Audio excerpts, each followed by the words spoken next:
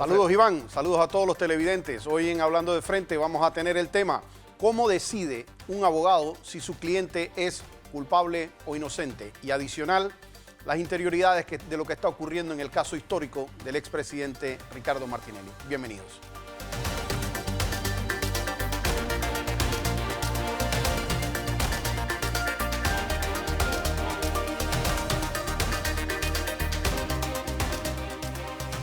Miren, hace algún tiempo, dictando una conferencia, se me acercó una de las personas y me dice, era un joven que estaba terminando la carrera de abogado, y me dice, ¿cómo decide un abogado si su cliente es culpable o inocente para asumir o no la causa?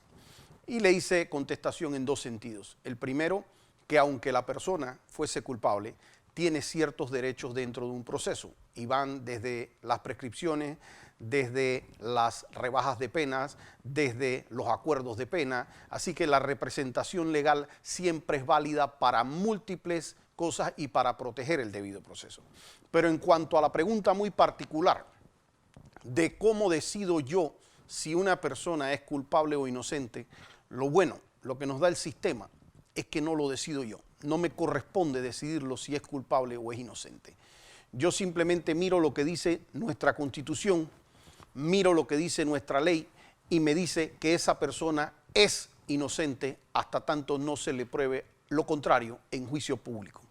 ¿Qué significa eso? Que cuando yo tengo una persona y la persona viene a obtener mis servicios como abogado, yo tengo, como lo debe hacer el juez y como lo debe hacer la fiscalía, yo tengo que respetar que esa persona tiene la condición de inocente, de inmediato.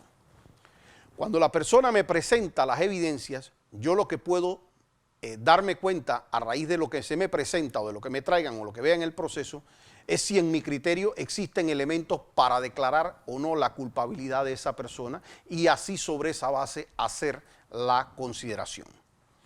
Entonces, para yo determinar si yo creo que esa persona es culpable o inocente, vuelvo y digo, no me baso en decidir si la persona es inocente o es culpable. La persona es inocente.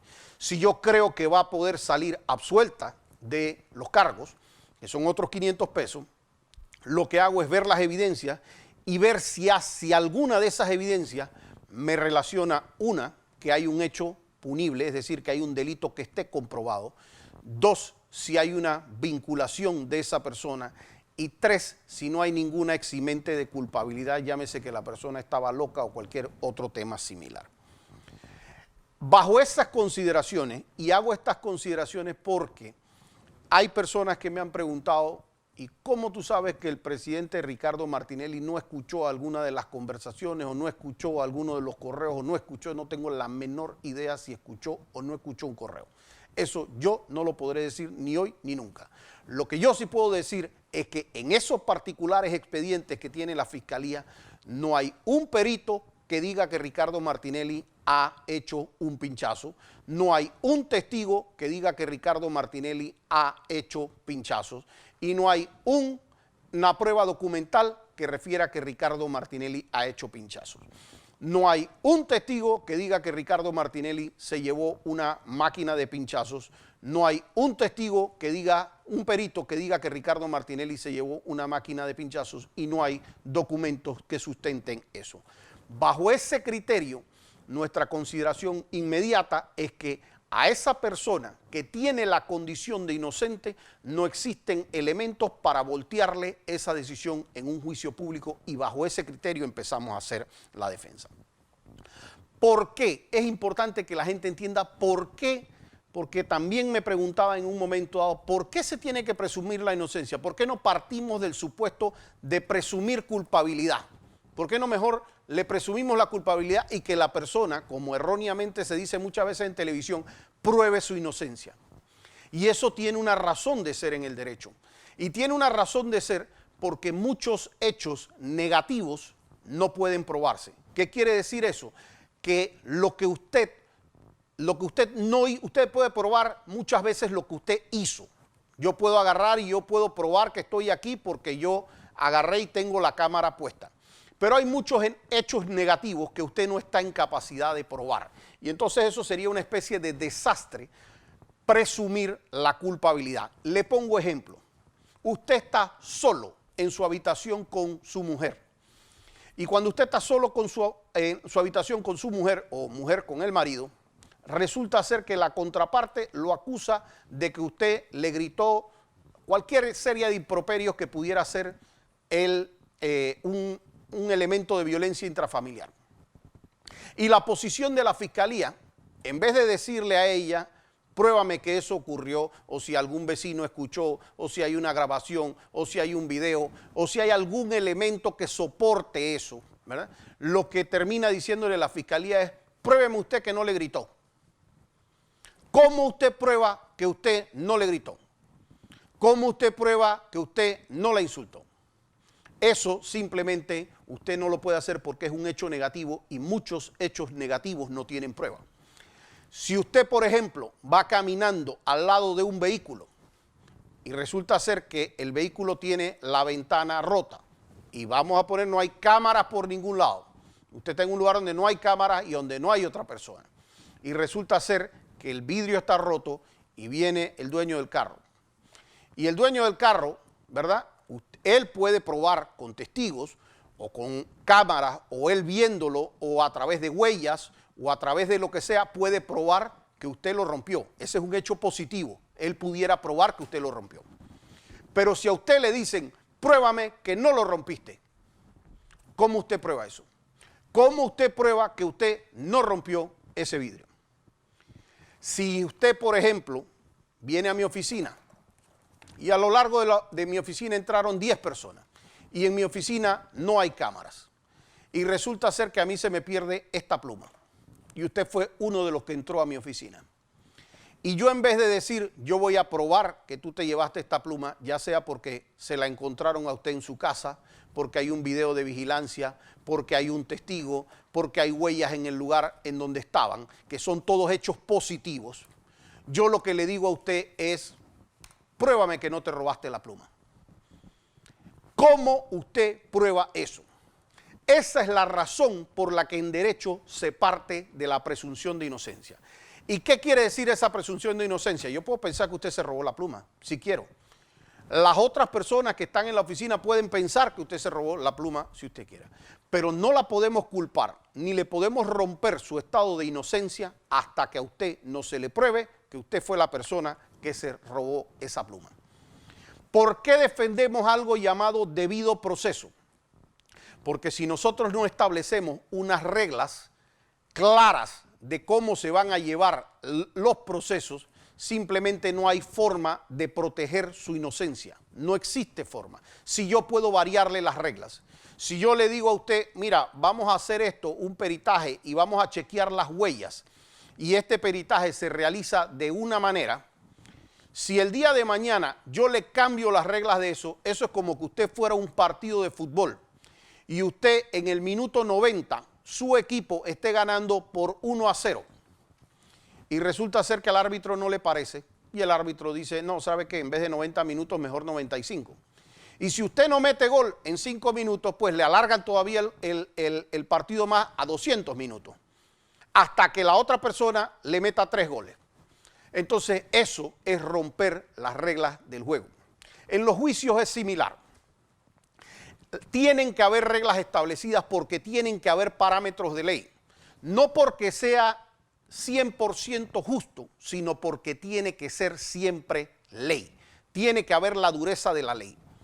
Alguien me dirá a mí, por ejemplo, si es justo, por ejemplo, que un menor de 17 años y 364 días de edad hoy comete un hurto y le corresponde pagar de repente 1 año de cárcel. Y el que tiene 18 años, es decir, un día más, comete el hurto y de repente le toca pagar 5 años. ¿Es eso justo? Posiblemente podamos debatir por años de que eso no tiene un acto de justicia como tal.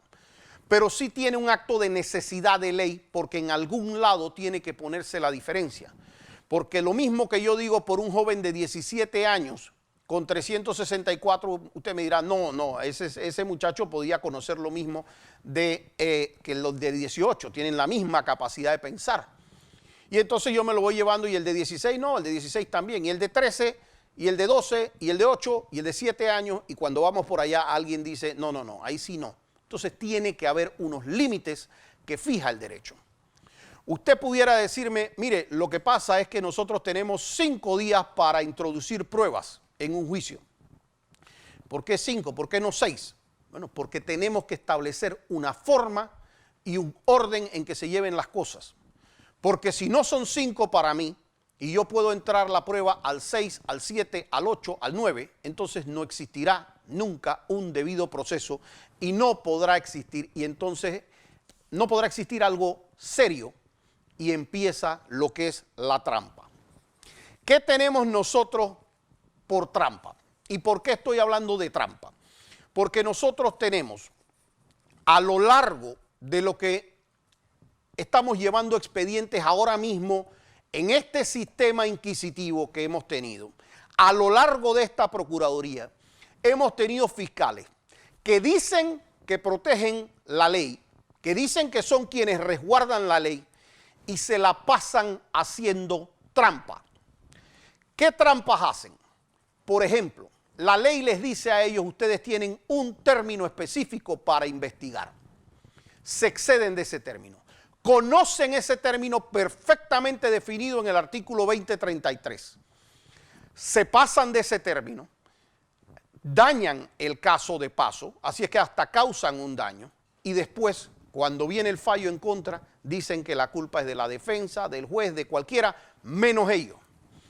Ese es el equivalente a que yo vaya a un partido de fútbol, meta la mano en la mitad del área de la zona de penal y me ponga bravo porque el árbitro me cantó penal y diga que el culpable es el árbitro. Aquí han empezado investigaciones donde nosotros como abogados empezamos a marcar sospechas de que algo no está bien con un caso. Fíjese, yo no conozco muchos casos que se inician supuestamente por llamadas anónimas. ¿Usted sabe cuántas llamadas anónimas debe recibir una Policía Nacional? ¿Usted sabe cuántas noticias, glosas sacan para que me digan que empezaron una noticia o algo porque salió supuestamente en una glosa o en una noticia? Cuando los fiscales no muestran los expedientes, cuando no convocan a las partes para que practiquen las diligencias, cuando decretan reserva del sumario y no se lo quieren enseñar a la contraparte, cuando se exceden los términos de investigación, en todos esos momentos, un fiscal que dice proteger la ley está violando la ley. Ese que dice protegerla está haciendo trampa cada vez que lo hacen. ¿Cuál es la modalidad que ha agarrado el Ministerio Público? Hacen la trampa, los pescamos en la trampa, lo llevamos al juez, el juez decide que hizo trampa, cuando ya se le había avisado públicamente 25 veces eso, y ellos salen en YouTube, en Twitter, en televisión, en todos lados, y van y dicen, es que lo que pasa es que la culpa es del juez. No, señor, hay unas normas específicas que ellos las conocen, que tienen que seguirlas, y si no las siguen, se van a seguir cayendo casos. Aquí tuvimos ya el caso de la caja de ahorro, el caso de las mochilas, el caso de las bolsas navideñas, hemos tenido el caso de radares de Finmecánica, y esto es lo que me acuerdo en este momento porque pudiera mencionar 25 de los que ustedes conocen. Pero de los que ustedes no conocen y que son las personas de la calle, que son las personas, el ciudadano común, no es el de alto perfil. Señores, eso pasa a cada rato 1000 veces. El otro día saqué una estadística y la voy a pulir para poderla presentar. Voy a hacer que me la grafiquen para que se pueda entender en televisión. Pero más de la mitad de las personas que fueron detenidas en el sistema inquisitivo salían más inocentes que culpables de los detenidos. No estoy hablando solamente de los procesados. Eso quiere decir la cantidad de veces que un fiscal con personas inocentes se equivocó. ¿Qué termina pasando cuando estas cosas suceden? Terminamos entonces con una procuradora que en vez de votar a cada uno de estos fiscales por inútiles, reemplazarlos con funcionarios muy buenos que tiene el Ministerio Público, porque yo tengo que respetar muchos funcionarios y colegas que son parte del Ministerio Público, los tienen en mandos medios y los tienen abajo y son gente muy capaz y muy preparada. Pero ¿qué agarran?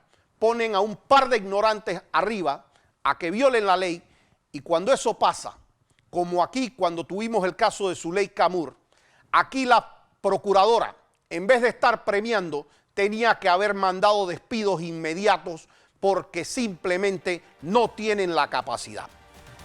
Yo quiero, antes de pasar al siguiente bloque, por favor, quiero que me pasen dos noticias, las dos gráficas que tenemos de las noticias del caso de Ricardo Martinelli, a lo que me voy a referir y por lo que he hecho la introducción. Fíjense el titular del Panamérica, y esto ha sido de La Estrella y esto ha sido de todo. Esa es una de las gráficas. Fiscalía viola evidencia clave en el caso de Ricardo Martinelli. Si me ponen la próxima gráfica, que es de La Estrella de Panamá, juez no valorará cuadernillos con información sensitiva. Y ayer esos eran los titulares. Fiscalía se vuelve un mafá en el juicio, Fiscalía se vuelve un macarrón, Fiscalía hace traspiés en el juicio. Y yo les voy a decir, al regresar del bloque, por qué, y también les voy a sustentar en ley por qué son las decisiones que está tomando el tribunal. Nos vemos a la vuelta.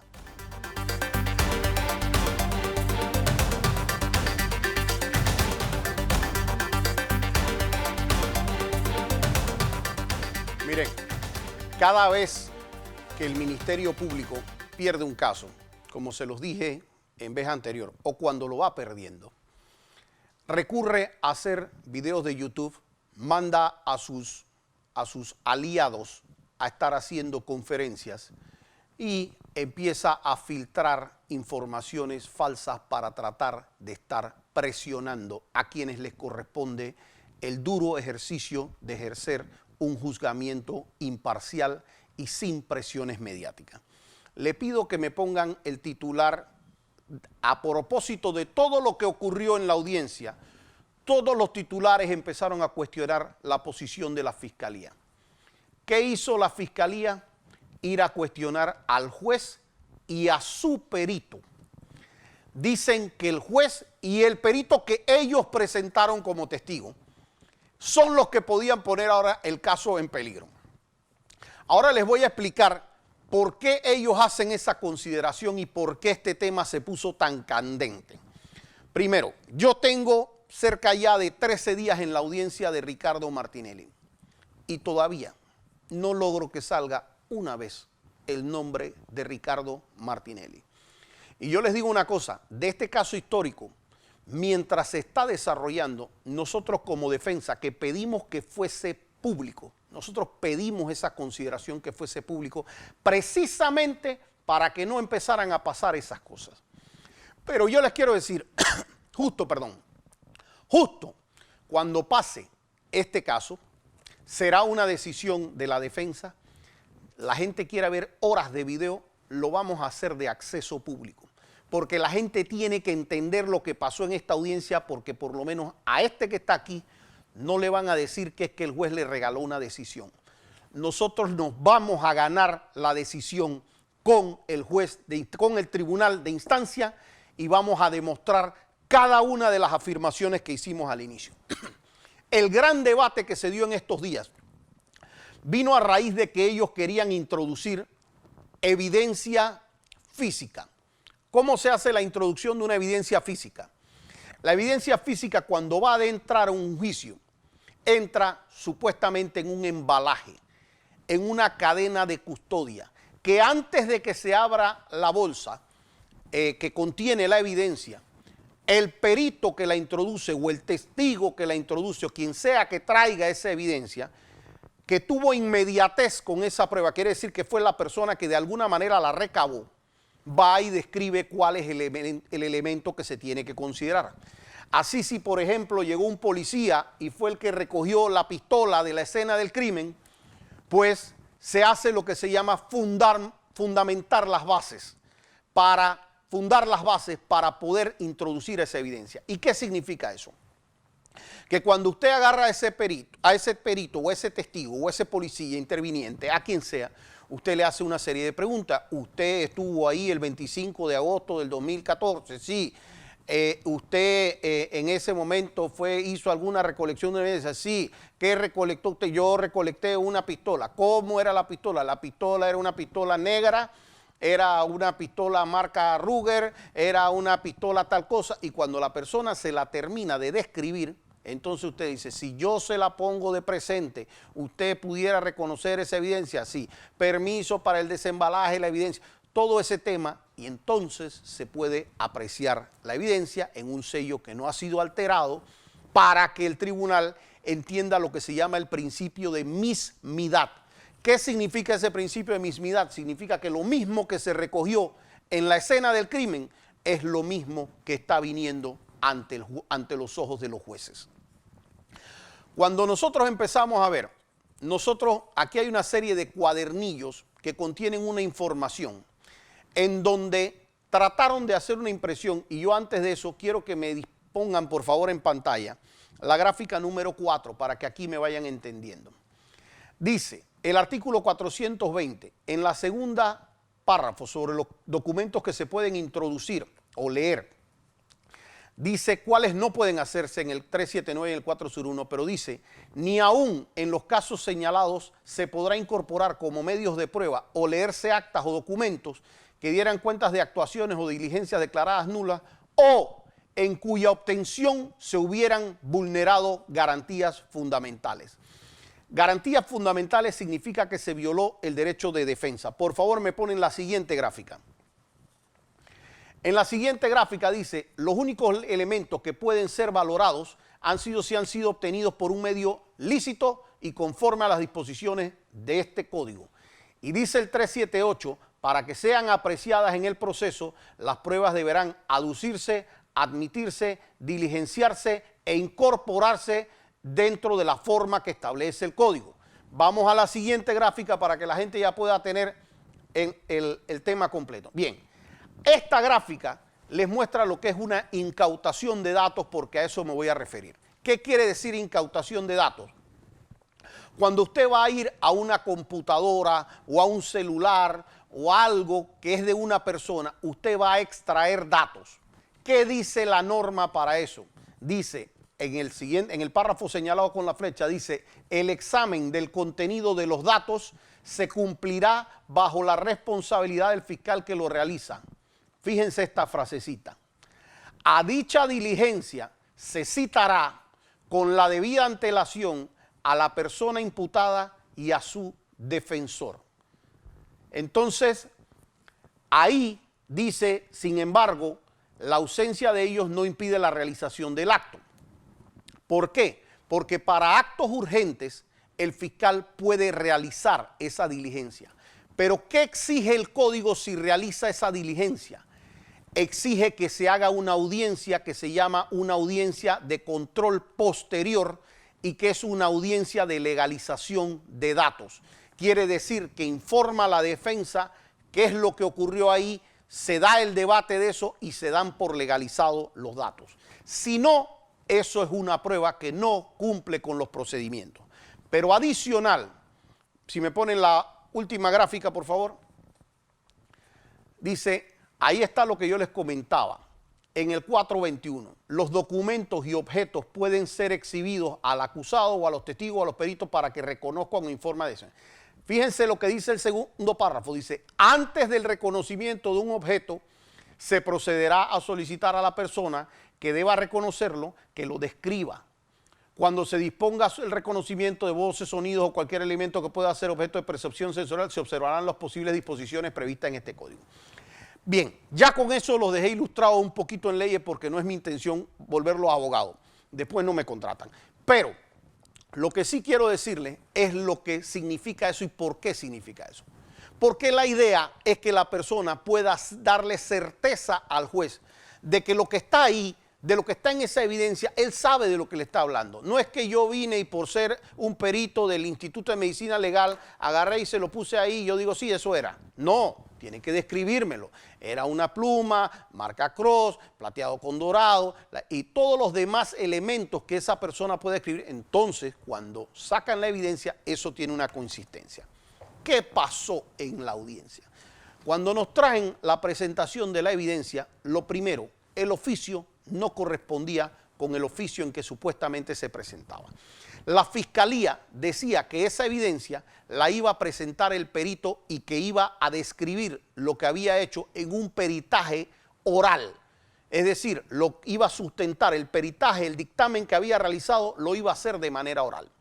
Cuando el perito llega a la audiencia, el perito dice, yo nunca he hecho ningún peritaje. El juez, por supuesto, casi se va de espalda porque si le dicen que el perito está ahí por un dictamen pericial, pues por supuesto que no puede ser un perito que no tenga dictamen. Cuando le dicen, bueno, no, es que no, él no hizo un dictamen, pero nos acompañó en unas diligencias para obtener datos, viene todo el debate ese que les acabo de mostrar, de que nosotros no fuimos informados de ninguna diligencia de incautación de datos, ni hemos tenido la copia de lo que se obtuvo, ni tampoco de los famosos cuadernillos, porque nunca se le quiso dar traslado a la defensa. ¿Qué pasa? El perito dice, lo que yo saqué de este correo, que valga señalar que no tiene ninguna relación con el expresidente Martinelli y el correo, aquí son meramente debates procesales por hacer el debate, pero extrae esa información de un correo electrónico y cuando la extrae dice, yo la grabé en un CD marca Princo. Eso dice el testigo textualmente. Cuando traen la evidencia, resulta ser que nos traen un CD marca Maxell. Ustedes se pueden imaginar que entonces la fiscalía empieza a decir, no, es que bueno, es que ha pasado tiempo y puede haber confusión y todo eso. Pero cuando pasan al perito para que haga reconocimiento, resulta ser que el sello está roto, el sello de embalaje. A eso se le pone una especie de tape que solamente se puede pegar una vez. Si se levanta, si se rompe, si se hace cualquier cosa con eso, no vuelve a pegar y queda roto. Y le preguntan al perito que si eso estaba así. Y dice, no, eso no fue así. El texto, voy a abrir comillas, textualmente, dijo el perito, ese sello fue violado. De ese CD se generaron impresiones sobre las cuales la defensa jamás tuvo copia. Entonces, si la defensa no participó, si no se nos citó, si el oficio no coincide, si el CD no es el que describe el perito, si cuando le presentan la evidencia el sello está roto y detrás de todas estas diligencias encima el perito dice que participó un abogado de defensor público y cuando se lee el acta resulta ser que no hubo un defensor público en el acta. Cuando usted tiene todas estas inconsistencias, ¿cómo pretende la fiscalía que un juez le dé valor a esas cosas? Y usted sabe qué es lo que a ellos se les ocurre decir. El juez y el perito es el culpable.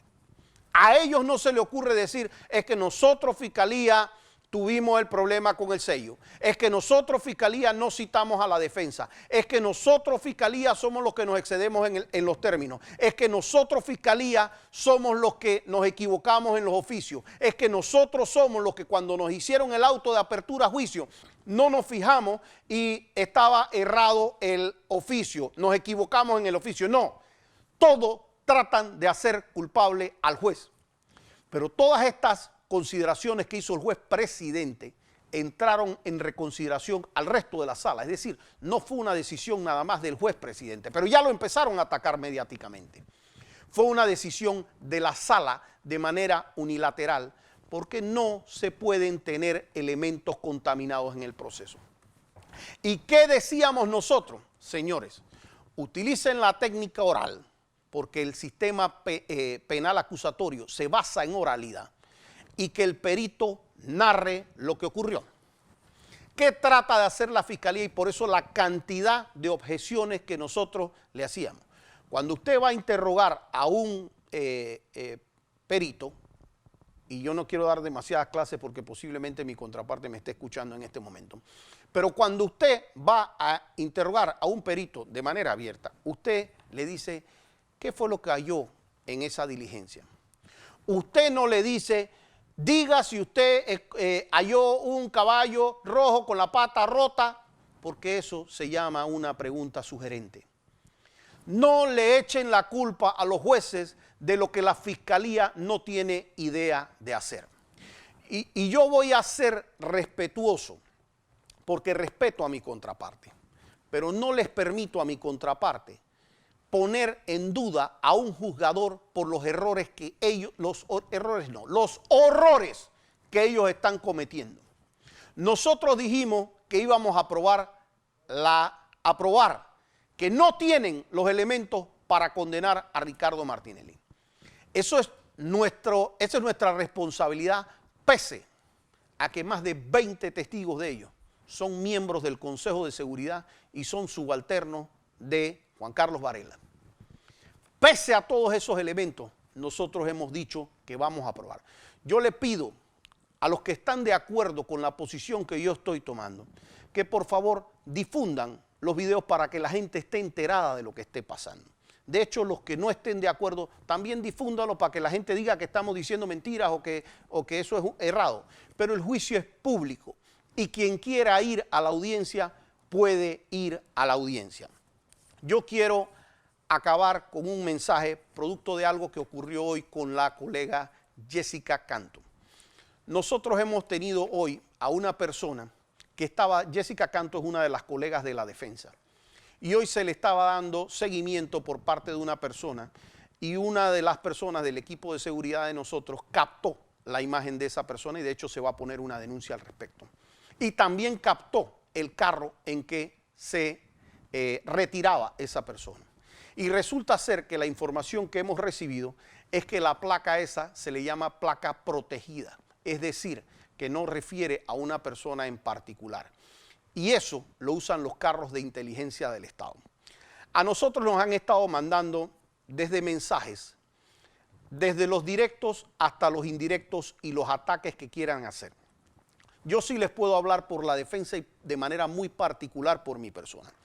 Mi abuelo me enseñó una cosa, que para ser hombre hay que tener cabeza, corazón y de hecho 2 timbales bien puestos. Y déjeme decirle una cosa, los míos no están en cuestionamiento. Los chiquititos esos que les da el puesto, que tienen un par de días más en el puesto, se van con el puesto. Con eso me despido y los veo la próxima semana hablando de frente.